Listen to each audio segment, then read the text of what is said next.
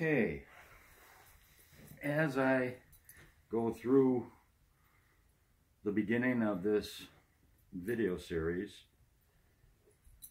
I sometimes may have one of the dogs freely roaming around just for socializing purposes. This here is Zeus. Hi, Zeus. Zeus is a, right now, 5-month-old standard poodle. And Zeus has got a very loyal, very soft, mild, old soul kind of personality. And definitely doesn't need any kind of a heavy hand to control him or get him to do whatever it is that you might want him to do. And it's really important for dog owners, dog handlers, and dog trainers to recognize the disposition of a dog and be able to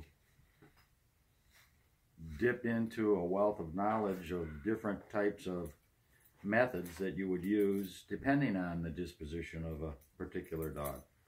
And by the way, a disposition, I don't know what the formal definition is for it, but what I mean by it is how the dog acts. And that can change as the dog starts to get a little bit older, starts to get a little bit more confident. He or she could start to get to be a little bit more dominant or a little bit more excitable or whatever. So you have to recognize too that as a dog may or may not change, you may or may not have to alter some of the techniques that you use. If you start off with a mild dog like this fella, and he starts to become a little bit more animated as you move along, but you continue to be very mild in your approach to training, the dog will start to take advantage of you and consider it almost a weakness. Of course, if he stays mild-mannered and old soul like I think this fella is going to, then you never really need to alter any of your methods and just move along with him at the pace that you start with him. One thing that is really important with all dogs in training is basically what the foundation of our training is all about. I call it the ABCs and I call it the ABTs. The ABTs stands for always be training. And I can't stress enough how important it is for you as a dog owner or a trainer or a handler to recognize that you need to always be training whenever you're around a dog, because a dog is always learning. And whether you're aware of it or not, what you do or don't do teaches the dog its good or bad habits sometimes. And if you don't recognize that you may be inadvertently teaching a dog a bad habit, then you may find that the dog is a problem for you down the road. So you have to always be in training mode around your dog. Granted, as a dog starts to get older and becomes accustomed to what it is that you expect from him or her and blends into your family and understands the pecking order, so to speak, the intensity of always be training is much less because now the dog is pretty much trained if you were always training in the beginning. The second portion of the foundation of our program is the ABCs, and that's always be consistent. I can't stress how important that is in conjunction with always be training. Every motion you make, every sound you make, every command that you utter out, every conversation that you have with other people, dogs are always learning and they're focusing on you, and you start to develop in their mind, a consistency that they recognize. When you grab your car keys, the dog may recognize that it's time to go for a ride. Or when you grab the leash, a dog may recognize that it's time to go for a walk. These are a little bit easier for us to understand as dog owners and trainers, because the dogs are so animated about it. But you may not realize that you also taught a dog to eat food off of the counter, the kitchen counter, because he may have gotten away with it, because he may have done it without you knowing it, because you turned your back for a second and all of a sudden a little piece of bread might have been missing, and because you may have not minded it that much. Probably the thing that is one of the most difficult things for people to understand is the friendliness of a dog. A nice little puppy comes up to you and he's jumping around and he's happy to see you, and most people are happy to see that puppy as well. But if that's not corrected immediately and consistently stay in that correction mode, as that dog gets bigger, he may jump up on a little kid or an elderly person and hurt somebody, not intentionally, just inadvertently, because he's a happy or she's a happy dog, and it was never corrected. So as I talk and continue to tape these series, I'm probably going to go off into different tangents all the time that are not consistent, because it triggers other thoughts. There is so much that goes into dog training that I can't begin anywhere with any kind of a fashion that may seem or sound in an order, because everything you say and everything you do has branches that you have to explain. The first thing I want to do is I want to show you, I've got two bags here, and in the bags I have all of the tools that I need when I'm training a dog.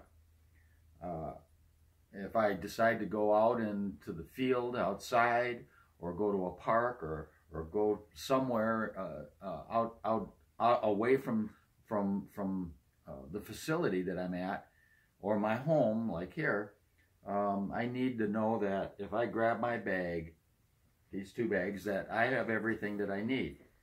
One bag is full of grooming tools, as well as emergency tools if a dog gets cut. It's got minor. You might be out in the field and notice that your dog is scratching his ear a lot, and you may realize that the ear is dirty, and that's the best time to clean that dog's ear, is when you notice that there's something going on, rather than taking care of it later, because you may forget. And if you forget, and even if you only forget for a couple of days before you realize, oh, I meant to clean the dog's ears, it could have been uncomfortable for the dog and could have created maybe more of a serious problem, that because it didn't get handled right away. So I have everything that I need so that I can react at the moment. Now, I'll admit that I'm lazy sometimes too, and I may notice that the dog is scratching his ear. I may think to myself, well, my bag is right there, I need to clean the dog's ear right now, and I may postpone that because I have other things on my mind. I'm not perfect, nobody is, but I try to put myself in a position so that I have everything I need and that I can react to anything that goes on while I'm in the field or at home. My bags are always very close to wherever I'm at. The other bag has got training tools. Everything from leashes to collars. There's bowls in here so I can put water. There's water in here. I have I like to an antler, a deer antler. I think that deer antlers are really good chew toys for dogs. First of all, they're all calcium, so they're healthy for dogs. I did get into a debate once with another trainer that said that the hard chew type toys like a bone or an antler can cause problems with their teeth if they crack a tooth. And I guess that's possible, that the dog could crack a tooth on anything that's hard. But for the most part, dogs chew on bones. The problem that I have with other bones is that the wrong kind of bone can splinter and cause a problem. The right kind of bone can have a lot of marrow in it, and if it's in your house, it could have it could leave your carpet dirty. I like the deer antlers because they are clean. They are softer than the dog's teeth, so I feel that for a hard substance for them to chew on, a deer antler is a good thing to have. So I always have a deer antler in my bag, although you did see Zeus did casually walk away with it and is in the other room now chewing on it. A retrieving dummy here. Everything that I need. Two of the most important things that you need to have when you're training, especially out in the field and even in the living room. When I'm working here in a small closed-in area, you still need to have these two things. Leashes. I have basically 3 different types of leashes. I've got the short leash like this. I've got a normal leash that's about 3 or 4 feet long. I guess it's about 4 or 5 feet long as I look at it. And then I have a longer leash that's about 12 feet long. In my bag, I also have a 100-foot cord for out in the field. And the reason for that is to give the dog the ability to get far enough away from you that he really is confident that you can't control him anymore. And having a 100-foot lead on him will still give you the control over that dog that you need if he decides that this is a good time for him to try to exercise his independence. But a 10, 12, 14, 15-foot lead is important as well, especially in the house, because you can work on recall by giving him a 15-foot distance with you in your living room or in a basement, and work on the recall at a distance that is usually a reasonable amount of distance for the dog to test you as well. I really believe that a dog, when it gets outside, unless you have your own fenced-in area, a dog should always be on a leash of some sort. I look at the leash as being like a steering wheel on a car or handlebars on a bicycle. Granted, you could probably drive down the road without your hands being on the steering wheel for a little while, and we've seen plenty of people ride a bicycle without holding onto the handlebars for quite a distance. But the fact of the matter is that you do grab those handlebars and that steering wheel pretty quickly when you have an issue coming up, potential accident in front of you. And that's what the leash is. The leash is your handlebars. It's the same as your handlebars. And if you don't have a leash on the dog, you don't have handlebars. You don't have the ability to be able to prevent an accident. A squirrel can run by. Well, let me tell you, I don't care how good a dog is. I don't care how old a dog is. I don't care how well behaved a dog is. A dog is still a dog. And that dog is given the opportunity or the confusion at the moment is going to default always to being a dog. Always. And there's going to come that moment in time, and I can't tell you how many times I've heard people say, Fido has never done that before. He's 8 years old and he's never done that before. and Fido got hit by a car because he went chasing after a squirrel, or charged after another dog or a little kid or something. You just never know what may confuse a dog at the moment, and that dog, it will always, when it's under the right circumstances, it will always default to what it knows best, and that's to be a dog. So please, folks, always keep your dog on a leash. And of course, I can see Zeus is coming back, and he's brought the. Can I have this back, Zeus? See how nice he is? Not very many dogs will let you do that without giving you a little bit of a fight. Okay, so again, always be consistent. Always be training. Always have your dog on a leash. And always try to recognize the disposition of a dog, and try to recognize as that disposition begins to change. Sometimes it does, and sometimes it doesn't. But you need to recognize that.